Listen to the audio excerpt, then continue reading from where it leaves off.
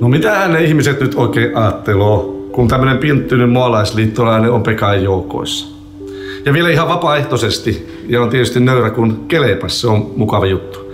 No tietysti kun on pienistä olosta lähtenyt ja kyläyhteisöstä, niin totta kai Kimikiselläkin saa oma mielipide olla, enkä me jostain peitossa pitänyt. Ja sen mukaisesti tietysti äänesti ensimmäisellä kierroksella, mutta sittenhän sitä täytyy miettiä, että no miten sitten.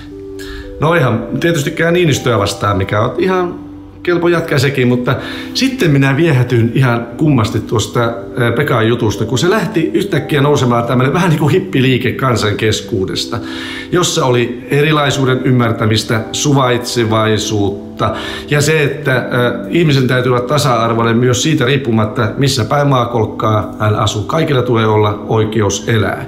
Ja sitten vielä se, että ei sitä oikein voi olla suvaitsevainen yhdellä tavalla, sekin on suvaitsemattomuutta, vaan pitää keskustella erilaisten ihmisten kanssa ja hyväksyä heitä.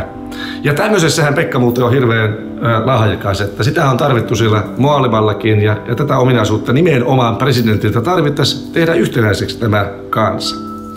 Eli tässä ei ole missään tapauksessa ketään vastaan pienen ihmisen asialla ja kansan syvistä riveistä, jossa nimenomaan rahakaan ei oikein ratkaissut mitään.